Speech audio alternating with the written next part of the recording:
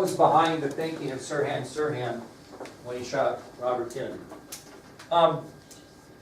There are three reasons why historians believe that Sirhan shot Robert Kennedy. Three reasons. Okay, again, historians believe that Sirhan shot Robert Kennedy for the following three reasons. Number one, Sirhan had a very anti-American attitude. He had a very anti-American attitude.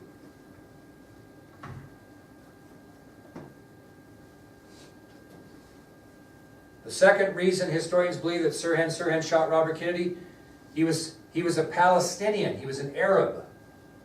Okay, he was a Palestinian or Arab. How well has the United States gotten along with Palestine or the Arab countries since way back? There's one country over there that we really support. What country do we always support over here? Israel. Okay, so he was not from Israel. He was from Palestine, which is an Arab nation. Okay, and the third reason is because Kennedy had made some remarks in support of Israel when he was on the campaign trail. Okay? So Sirhan was upset at Senator Kennedy for remarks made in support of Israel when he was on the campaign trail. And it had to do with something known as the 6-Day War. Okay? So Sirhan was upset at Senator Kennedy for remarks that he made in support of Israel concerning an event known as the 6-Day War.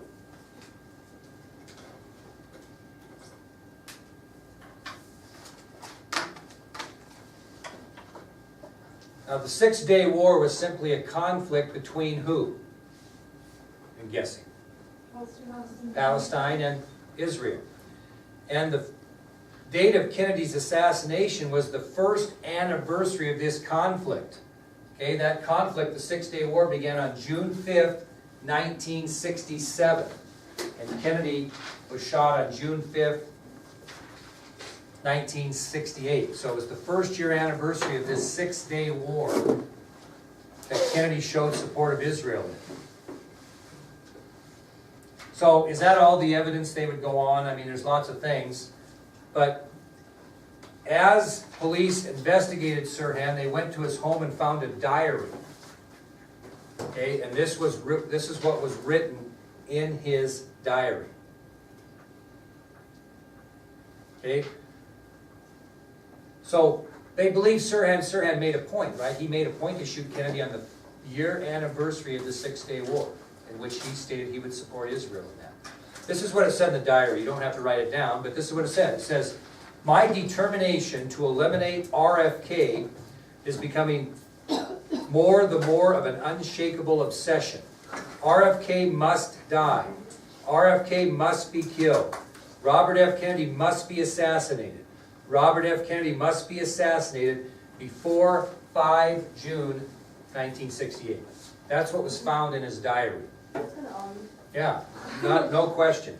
Now, George Plimpton, remember one of the guys who initially subdued Sirhan after the shooting? He was later quoted as this about what Sirhan's demeanor was after the shooting. He said, quote, "He was unusually calm, peaceful, or dreamlike expression on his face amid all the terror and confusion." So he just had no emotion at all. Okay? Now, this is kind of an interesting story. I don't know if you've watched. Have you ever watched a movie called The Manchurian Candidate with Denzel Washington? Anybody watch that? It might be worth watching. It is actually a remake from one that was made in the 60s. Okay, but I'll explain it to you. So why don't you just listen to this, and I think it'd be better. Sirhan goes to prison. No question, he shot Robert F. Kennedy. He goes to prison. At his first parole hearing, he claimed to the parole board that he acted unconsciously and had no memory of shooting Robert Kennedy. That's what he stated. And he claimed that basically he had no knowledge of this. It just happened. Well, there was a program in the CIA did called the Manchurian Candidate, which they did kind of a hypnotic brainwashing. And basically what it did, and you'd have to watch the movie, what he's stating is that the CIA programmed him as a Manchurian Candidate as someone that They brought in, put a chip in his brain, so to speak, and could be commanded to do things upon a certain voice that was programmed in it. And if it doesn't make any sense to you, if you ever watch the movie Manchurian Candidate with Denzel Washington, it will make total sense to you what this philosophy is. It's just too hard to explain. But he claimed that he had no memory of it, that he had acted unconsciously, didn't even know he did it, and his claim led people to believe that maybe he acted under the influence of this hypnotic brainwashing, which was a CIA programming technique at that time, known as the Manchurian Candidate. So if you're interested in more follow-up on that, rent the movie if you got nothing to do. Manchurian Candidate with Denzel Washington. Now, the key to this is an author by the name of Loren Coleman, which has nothing to do with controversy or the assassination, and I think he's right. He stated that it was his belief that this act, this assassination of Robert Kennedy, was the first act of Arab terrorism to take place on American soil. Sometimes we think that 9/11 was the first real act of terrorism on American soil. Author Loren Coleman thought that the assassination of Robert Kennedy was actually the first Arab act of terrorism on American soil. That this was planned out by the Arabs, and Sirhan was the man that took it on. He is still in prison today. He's been through many parole hearings. I don't think he'll ever get one out. But Sirhan is still serving a life sentence. He was actually sentenced to death, but what did California change? Their death penalty, and then he was resentenced to life imprisonment. He's still today in prison for the assassination of Robert F. Kennedy. Okay, let's give you a profile of Bobby Kennedy, just a little bit about him, and then we'll be done with this and move on to the review. Okay?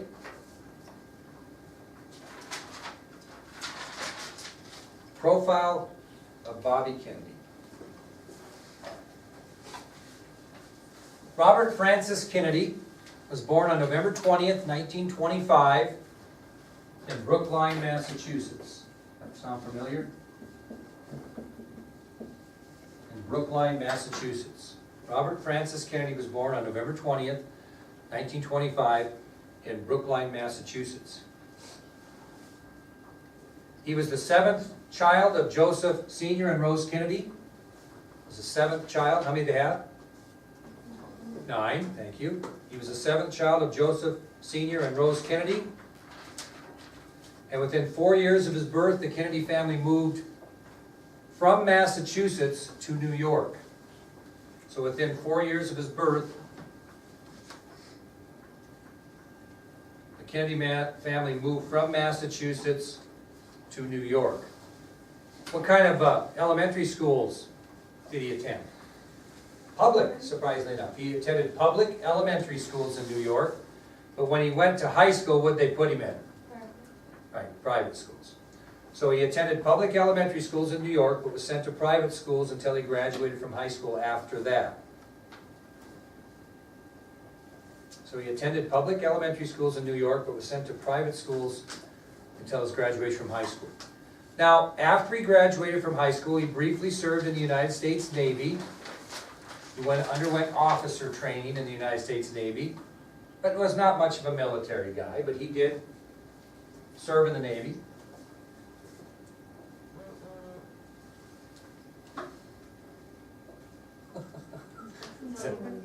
Not mine, mine's silenced, just so you know. Was it mine? No, it's Joseph. Oh, okay. Wow, wonderful, it just goes crazy. Okay, he then went to Harvard University after his stint in the Navy, and he was a 3-year letterman on the football team. Not a very big guy, but he lettered 3 times on the Harvard football team while he was there. So he went on to Harvard University after his brief stint in the United States Navy. He was a 3-year letterman for the football team and graduated in 1948. 1948.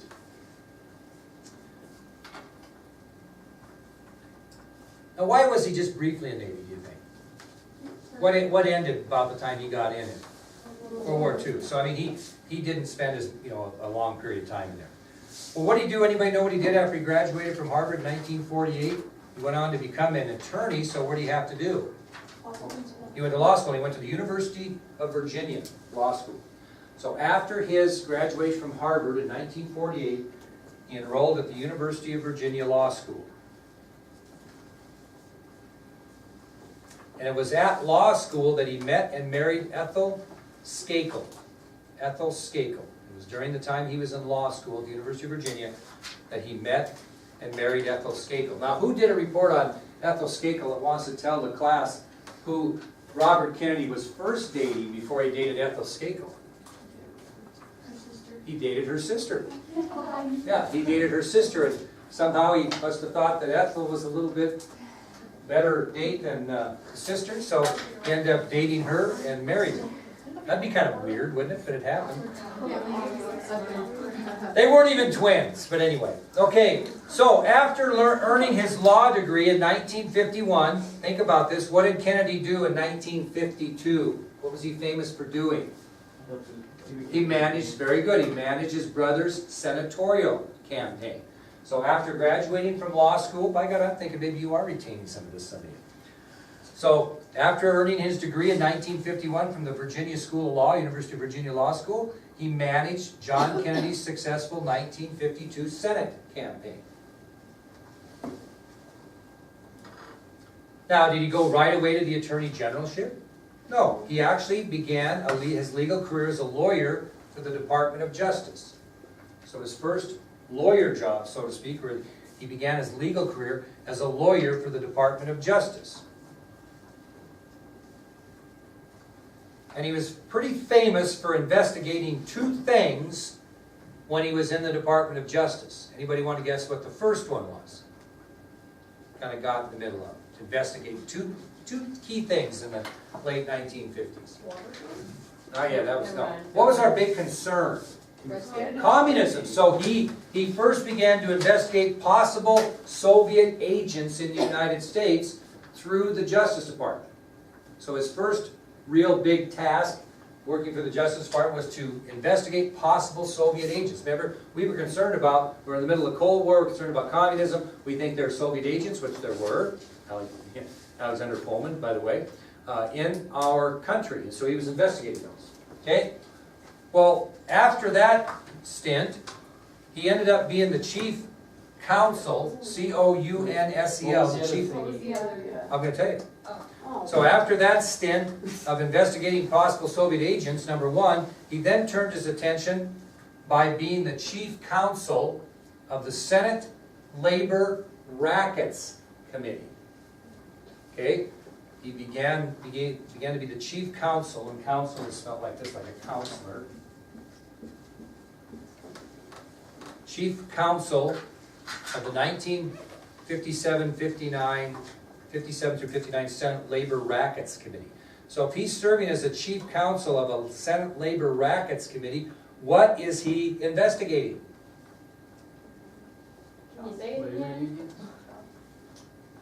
Labor unions. Robert then served as chief counsel of the 1957 through 1959 Senate Labor Rackets Committee. Okay? Now, we served under a guy by the name of John L. McClellan. John L. McClellan was the chairman of the Senate Labor Rackets Committee, and he was the chief counsel. What's a counsel? What's a counselor in the law business? It's a lawyer, right? So, aren't lawyers sometimes referred to as counselor? You're up, counselor. That's another term for a lawyer. So he's the chief counsel for the Senate Labor Rackets Committee. He's their chief lawyer on that committee. And he worked under the chairman of that committee, John McClellan. And what organization is the biggest organization we know at that time that has to do anything with labor? What union? What's the big union in the 1950s and 60s that involved maybe some mafia figures? Who's the big labor union? Who's the? And they drive trucks, and they're in Chicago. The Teamsters Union. You ever heard of the Teamsters Union? That's the biggest union. There are people that drive, trucks and semis. Who was the head of the Teamsters Union? He's on your ID sheet. Jimmy Hoffa. Have you ever heard of Jimmy Hoffa? So what Robert Kennedy does during this time from 1957 to 1959 is he puts pressure and investigates the Teamsters Union, especially Jimmy Hoffa, who had tremendous ties to what? Organized crime. This is where you get the conspiracy theorists in organized crime. And who else was on that committee? That Senate Labor Rackets Committee. Who else was on the committee? His brother, John Kennedy, who is a senator. So you've got Senator John Kennedy on the committee, which is chaired by John L. McClellan, and Robert Kennedy is the chief counsel or chief lawyer. And the Kennedy boys are going after who? The Teamsters Union, Jimmy Hoffa, and the mob. And you know, every time you ask Jimmy Hoffa a question, what was Jimmy Hoffa's response? Forget about it? No, what would be the more official one? I am going to take the what? Fifth Amendment of the Constitution. Come on, government kids, which is what? Failure to answer on the grounds that you may incriminate yourself. So, every time you ask them a question, I'll take the Fifth Amendment of the Constitution. Mr. Hoffa, how come you did this and this and this? I'll take the Fifth Amendment of the Constitutional Rights. He didn't answer because he didn't think you have the right not to answer, because if you think your answer is going to incriminate you, you don't have to answer. Does that mean you're off the hook? If they prove you're guilty, no, but you don't have to answer. Well, after that stint, what did Bobby Kennedy do in 1960? 59 and 60, the latter part. What? He became the campaign manager for his brother's presidential campaign. And after that was successful, what did he become? Attorney General. Very good. Good retention. So after serving as his brother's campaign manager in the election of 1960, Bobby was surprisingly appointed Attorney General by President Kennedy, who said, I see nothing wrong with giving Bobby some legal experience as Attorney General before he goes out on his own and practices law. Kennedy wit. Well, Robert Kennedy remained as Attorney General under President Johnson after his brother's assassination for a brief time, but as you well know, they didn't get along very well. There was bad blood between the two, and so Bobby Kennedy resigned, and what did he do? As I told you, he ran for the Senate in New York. Okay? So after leaving the Johnson cabinet, shortly after his brother's assassination, Bobby ran for the United States Senate, and he represented the state of New York, which was a little controversial because he really wasn't a New Yorker. But he stayed there long enough to be legal, and he ended up defeating the incumbent candidate, Kenneth Keating, who's on your ID sheet. So Kennedy runs for Senate of New York. He wins a controversial election to a point because a lot of people don't believe that he is a New York resident. But if you beat an incumbent as popular as Kenneth Keating, what have you won that on? Popularity. Popularity, a lot of your name. Okay, he's a Kennedy. Okay? Now, there were 4 important things that Kennedy did during his time in the Senate. Okay? 4 important things that Robert Kennedy did during the time he spent in the Senate.